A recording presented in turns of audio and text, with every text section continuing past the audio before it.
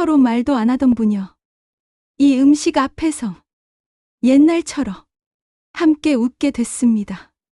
그날도 비가 내렸습니다.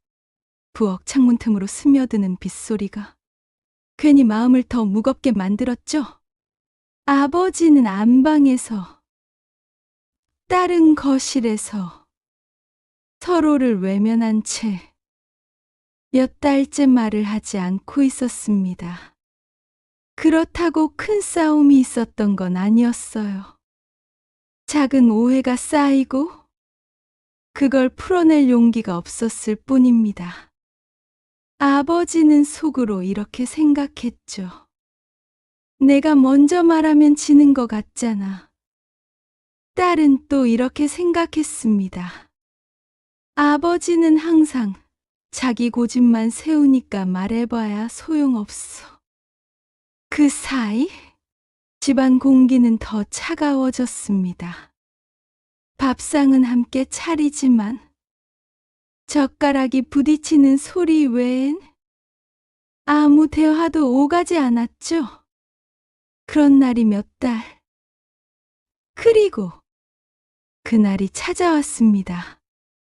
그날 아침, 딸은 출근길에 작은 카페에 들렀습니다. 빗속에서 마주친 고소한 향이 유난히 마음을 잡아 끌었거든요. 그곳에서 따뜻한 들깨, 수제비를 팔고 있었어요. 어릴 적 아버지가 해주던 그 맛과 비슷한 냄새였습니다. 딸은 순간 아버지와 함께 웃으며 먹던 기억이 떠올랐습니다. 어릴 땐 추운 날마다 아버지가 커다란 냄비에 수제비를 끓여주셨죠. 김이 모락모락 피어오르던 그 순간이 아직도 생생합니다. 점심 무렵 딸은 그들께 수제비를 포장해서 집으로 향했습니다.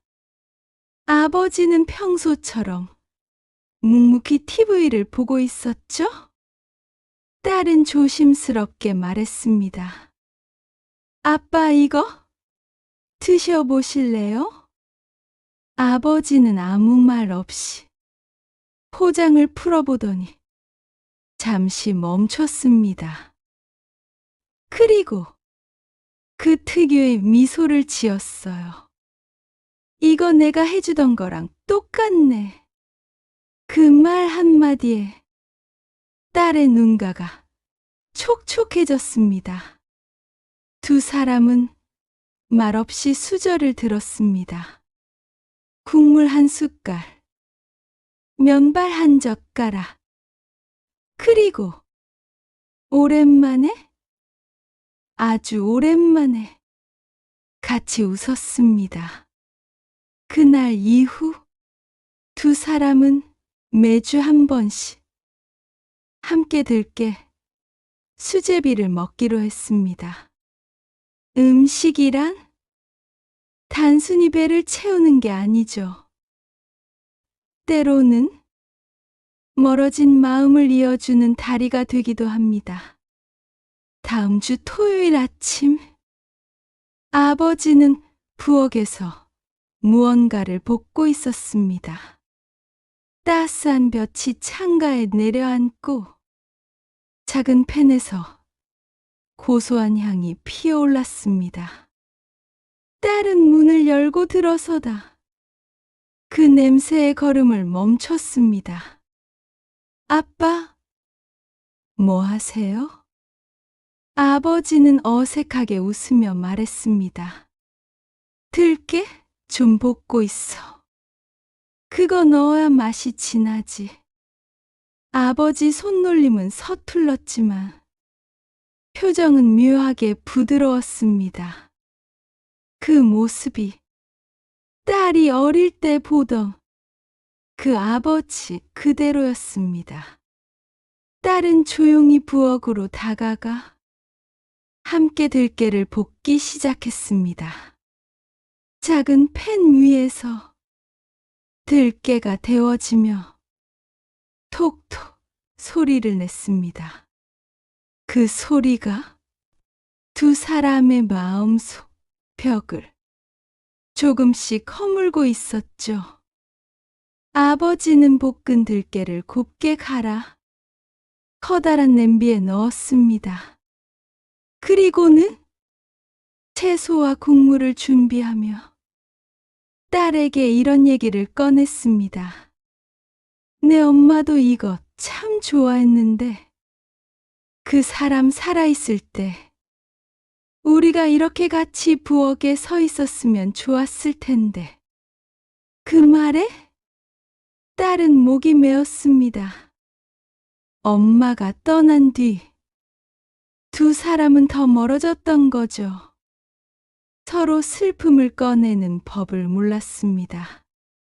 국물이 끓기 시작했습니다.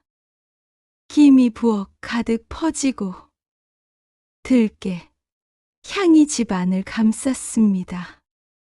그 순간 아버지는 수저를 들며 작게 중얼거렸습니다. 같이 먹자.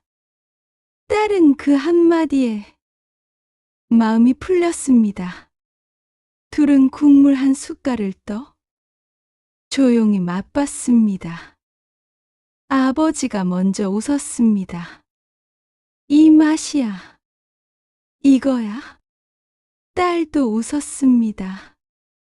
오랜만에, 정말 오랜만에 마음속 깊이 느껴지는 웃음이었죠. 그리고 그날 저녁 딸은 아버지에게 이런 말을 꺼냈습니다. 아빠, 다음엔 제가 한번 만들어 드릴게요. 아버지는 잠시 놀란 듯 하다가 미소로 대답했습니다. 그래, 그럼 내 솜씨도 한번 보자. 이렇게 두 사람은 들깨, 수제비, 요리 교대제를 시작했습니다. 서로를 위해 준비한 한 그릇.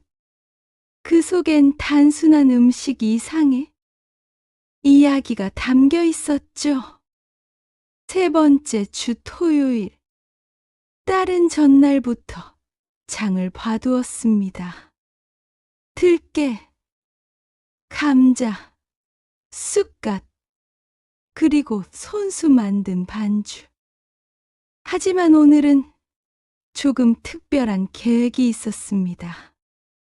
아버지가 부엌으로 들어오자 딸은 말했습니다. 아빠, 오늘은 제가 만들게요. 아빠는 그냥 앉아 계세요.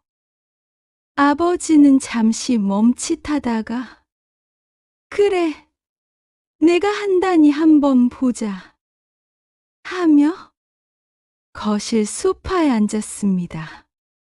그때 초인종이 울렸습니다. 아버지가 문을 열자 뜻밖의 사람이 서 있었습니다. 아버지의 친척이자 딸의 이모였습니다. 이모는 두 손 가득 시장 봉지를 들고 밝게 웃으며 말했습니다. 오늘은 내가 손 좀 보태러 왔다. 아버지는 놀란 얼굴로 딸을 돌아봤습니다. 딸은 미소를 지었습니다.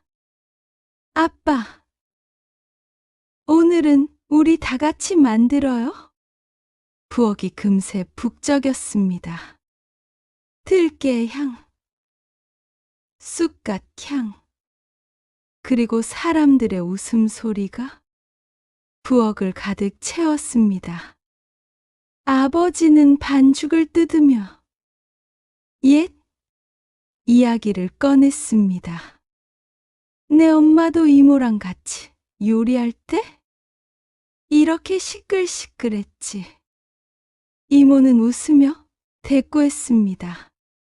그때 당신 국물만 맛보면서 계속 이거 조금만 더 했잖아. 아버지는 어색하게 웃었습니다. 그 웃음 속에 오랜만에 따뜻함이 있었습니다. 국물이 완성되자 세 사람은 식탁에 둘러앉았습니다. 수제비를 한 숟갈 먹은 아버지는 잠시 말이 없었습니다. 그리고는 천천히 고개를 끄덕였습니다. 좋네, 참 좋다. 그 말에 딸과 이모도 함께 웃었습니다. 그날 밤, 아버지는 딸의 방 앞에서 조용히 말했습니다. 고맙다. 오늘 정말 오랜만에 집이 살아난 것 같았다. 딸은 그 말에 눈시울이 붉어졌습니다. 그리고 네 번째 주, 아버지는 딸을 위해 뜻밖의 준비를 해두고 기다립니다. 그날 식탁에는 한 장의 오래된 사진이 함께 놓여 있었습니다. 네 번째 주 토요일, 딸은 오늘도 장을 봐 오려고 준비했습니다. 그런데 아침부터 아버지가 오늘은 내가 준비할 테니 너는 그냥 쉬어라 하고 나서는 겁니다. 딸은 의아했지만 아버지의 표정이 왠지 단단히 마음먹은 듯 보여서 그냥 따라가 보기로 했습니다. 부엌에는 이미 재료들이 가지런히 놓여 있었습니다. 미역, 두부, 표고버섯, 그리고 오래된 반찬 그릇 하나. 그 그릇은 딸이 어린 시절 엄마가 자주 쓰던 그릇이었습니다. 아버지는 손수 미역국을 끓였습니다. 국물이 끓기 시작하자 부엌 가득 향이 퍼졌습니다. 딸은 그 향을 맡자 순간 눈이 뜨겁게 젖었습니다. 그건 엄마의 생일날 항상 집 안을 가득 메웠던 바로 그 향이었으니까요. 식탁 위에는 한 장의 오래된 사진이 놓여 있었습니다. 사진 속에는 젊은 시절의 아버지와 어머니, 그리고 아주 어린 딸이 있었습니다. 아버지는 조심스럽게 말했습니다. 오늘은 내 엄마 생일이야. 딸은 아무 말 없이 국물을 한 숟갈 떠 먹었습니다. 뜨겁고 짭조름한 국물이 목을 타고 내려갔습니다. 그리고는 천천히 웃었습니다. 아빠, 맛있어요? 엄마가 하던 그 맛이에요. 그 말에 아버지는 고개를 숙이며 작게 웃었습니다. 그래, 내가 이렇게 웃어주니까 나도 조금은 살 것 같아. 그날 저녁, 부녀는 사진을 가운데 두고 오랜 시간 이야기를 나눴습니다. 과거의 추억, 서로 몰랐던 속마음, 그리고 앞으로의 시간. 딸은 문득 깨달았습니다. 사람 사이의 거리를 줄이는 건 거창한 말이나 큰 선물이 아니라는 것을. 때로는 따뜻한 한 끼, 그리고 함께 웃을 수 있는 시간이 전부라는 것을. 아버지와 딸의 토요일은 그날 이후로도 계속되었습니다. 그리고 식탁 위에는 언제나 따뜻한 음식과 조금은 서툰 사랑이 함께 놓여 있었습니다. 누군가와 멀어졌다고 느껴진다면 먼저 밥을 함께 하세요. 그 한 끼가 마음을 다시 이어줄지도 모릅니다. 그날 저녁, 부녀는 오랜만에 마주 앉아 식사를 했다. 딸은 처음엔 숟가락만 움직였지만 아버지가 꺼낸 질문 한마디에 표정이 달라졌다. 요즘 무슨 일 있었니? 표정이 자꾸 어두워 보여서 그 말에 딸은 한동안 숟가락을 내려놓고 조용히 숨을 고르더니 아빠 사실은 하고 말을 꺼냈다. 그동안의 서운함, 오해, 그리고 작은 상처들이 하나씩 흘러나왔다. 아버지는 고개를 끄덕이며 딸의 말을 끊지 않았다. 그저 묵묵히 딸이 모든 걸 털어놓을 수 있도록 기다렸다. 말을 마친 딸의 눈가에는 눈물이 맺혔다. 그 눈물은 서운함만이 아니라 이제야 속마음을 털어놓았다는 안도감도 담겨 있었다. 식탁 위에는 아버지가 직접 구운 고등어, 따끈한 시래기국, 그리고 고소한 참깨, 무침이 놓여 있었다. 딸은 그 음식들에서 아버지의 마음을 읽었다. 말로 다 못해도 음식으로 마음을 전하는구나. 그날 둘은 음식보다 대화에 더 오래 시간을 썼다. 그리고 딸은 속으로 다짐했다. 이 시간을 잊지 말자. 그리고 더 늦기 전에 자주 이런 시간을 만들자. 그 후 일주일이 지났다. 이번엔 딸이 먼저 전화를 걸었다. 아빠, 저번에 먹은 시래기국 이번 주말에도 먹을 수 있을까요? 아버지는 말없이 웃음을 지었다. 그 웃음은 전화선 너머로도 전해질 만큼 따뜻했다. 주말이 되어 부녀는 다시 부엌에서 마주섰다. 이번에는 딸이 먼저 칼을 잡고 재료를 손질했다. 양파를 써는 동안 눈물이 조금 났지만 그 눈물에는 웃음이 섞여 있었다. 아버지는 옆에서 조용히 재료를 다듬으며 말했다.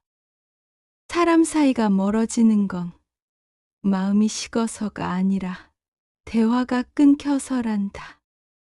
그 말을 들은 딸은 고개를 끄덕였다. 그날 만든 음식은 특별했다. 고등어 대신 아버지의 추억이 담긴 제철 생선, 그리고 딸이 좋아하는 나물 반찬까지. 식사가 끝난 후 부녀는 함께 설거지를 했다.